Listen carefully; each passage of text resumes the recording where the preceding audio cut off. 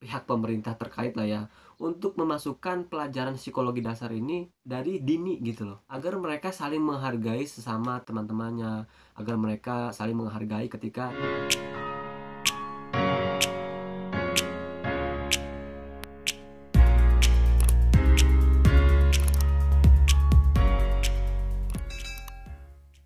Assalamualaikum warahmatullahi wabarakatuh. Halo teman-teman semua, apa kabar hari ini?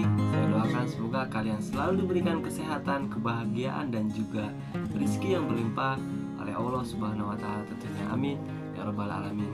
Masih bersama saya Samsul Hidayat. Kita teruskan pembahasan mengenai 4 kepribadian dasar yang ada pada diri setiap manusia. Di video sebelumnya kita sudah membahas 2 kepribadian. Yang pertama adalah sanguin dan yang kedua adalah melankolis. Kemudian hari ini kita akan coba meneruskan kepribadian yang ketiga adalah koleris. Betapa dunia ini membutuhkan orang-orang koleris, teman-teman semua. Ciri-ciri orang koleris yang pertama adalah nggak pantang menyerah. Dilahirkan sebagai seorang pemimpin, orang yang berani, dan juga dia nggak pernah mikir hal-hal yang belum orang-orang kan biasanya kalau mau melakukan sesuatu mikir-mikir dulu, tapi orang koleris itu cepat bertindak.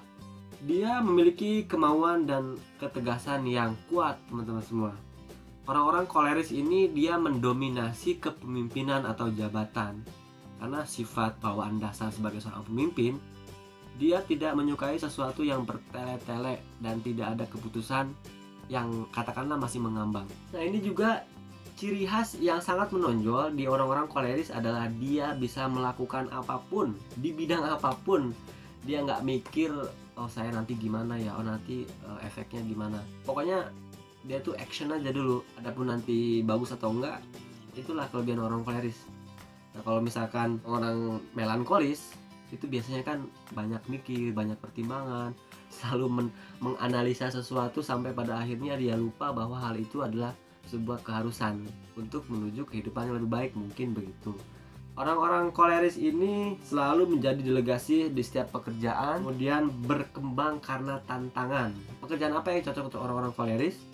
Yang pertama, dia cocok menjadi TNI, polisi, pemimpin, jadi presiden juga cocok, direktur tuh biasanya seorang koleris yang tegas dan juga suka berorientasi kepada tujuan yang belum orang lain pikirkan. Biasanya orang-orang koleris ini dia selalu merasa benar.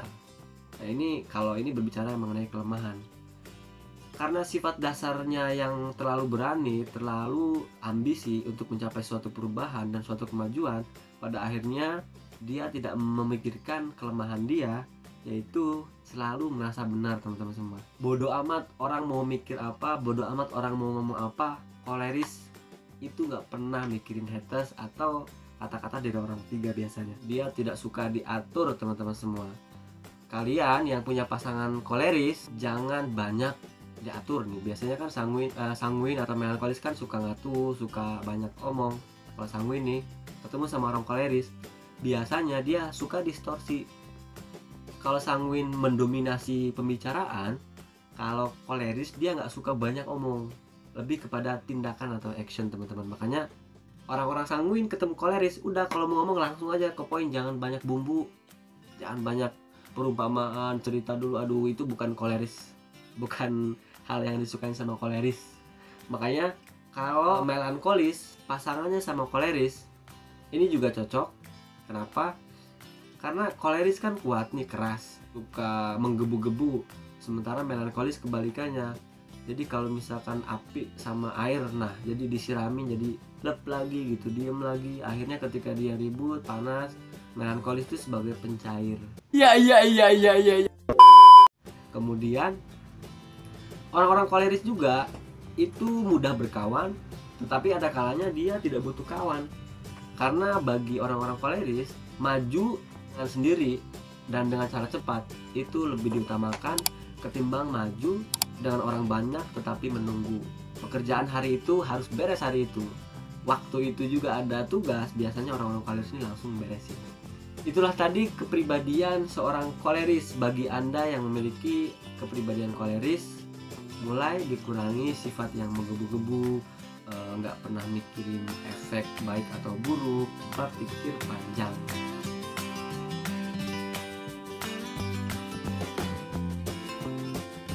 Selanjutnya adalah pragmatis. Betapa dunia ini membutuhkan orang-orang pragmatis. Kemudian yang keempat, nggak kebayang dunia acak-acakan. Kenapa?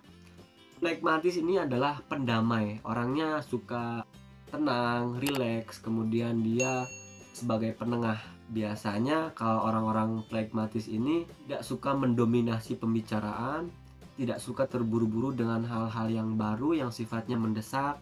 Dia harus pikir ulang baik buruknya, positif negatifnya apa.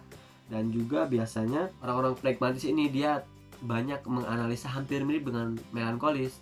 Tetapi perbedaannya antara melankolis dengan pragmatis itu cinta damai. Dia nggak baperan, orangnya banyak teman, sangat cocok untuk mendengarkan curhatan-curhatan gitu ya. Makanya orang-orang pragmatis biasanya jadi pembicara mengenai psikologi, spiritual. Nah ini kan memerlukan orang-orang pragmatis, nggak suka keributan. Kalau ada anak-anak yang nggak pernah banyak tengkar, nggak pernah ribut, nggak pernah ada masalah-masalah, biasanya dia tipenya pragmatis karena dia terlahir sebagai pendamai, pemecah masalah tuh biasanya pragmatis. Dia cocok jadi guru. Kemudian juga pragmatis itu sangat cocok menjadi seorang pakar psikologi nih.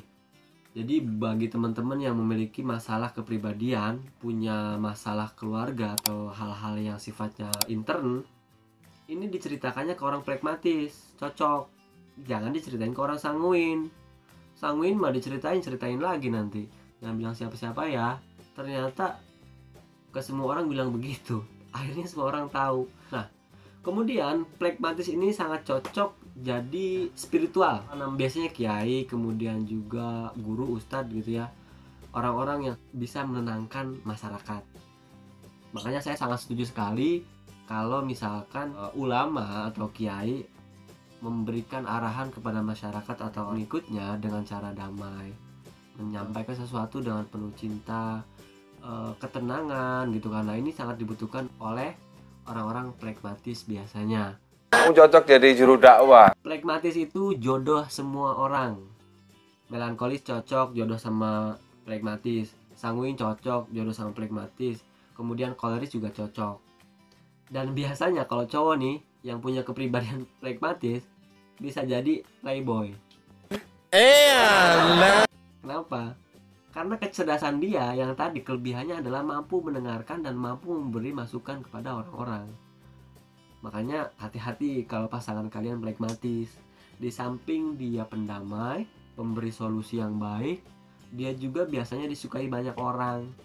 Tetapi kelemahan yang dimiliki oleh orang pragmatis, karena dia orangnya terlalu nggak enakan sama orang, pada akhirnya segala sesuatu diberatkan kepada orang-orang itu. Jadi dia ngebatin sendiri, saking mikirin orang lain nggak enak. Akhirnya dia sendiri yang nanggung beban. Ketika menentukan sesuatu, jangan terlalu banyak mikir, jangan terlalu banyak menganalisa, dan jangan sampai hal-hal yang seharusnya Anda lakukan karena sifat yang nggak enakan tadi, terlalu banyak pertimbangan. Ini kurangilah sifat-sifat ini.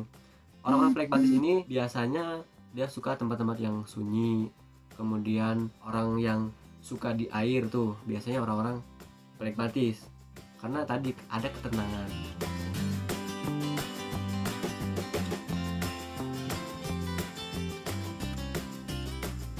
Inilah tadi 4 kepribadian yang dimiliki oleh setiap orang. Dan setiap kita memiliki keunikan dan juga kelebihan masing-masing, kelemahan masing-masing. Biarkan pasangan Anda, biarkan anak-anak Anda, biarkan murid-murid Anda mengetahui akan kepribadian ini. Karena ilmu kepribadian plus ini atau personality ini sayangnya ya tidak diajarkan di sekolah, tidak diajarkan di bangku kuliah. Sehingga banyak distorsi. Guru suka memaksakan anaknya untuk aktif padahal dia sifatnya melankolis. Memarahi orang-orang yang sanguin, yang terlalu ekstrovert, atau di buku self discovery ini orang-orang yang kinestetik, padahal itu adalah kelebihannya. Dan saya sangat menganjurkan sekali kepada pihak pemerintah terkait lah ya untuk memasukkan pelajaran psikologi dasar ini dari dini gitu loh, dari SD gitu, agar mereka saling menghargai sesama teman-temannya, agar mereka saling menghargai ketika lawan bicaranya beda kepribadian.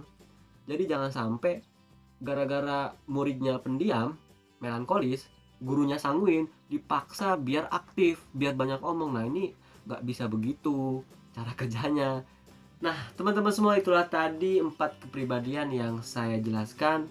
Ingat, apa yang saya sampaikan itu sifatnya nggak statis, tapi dinamis.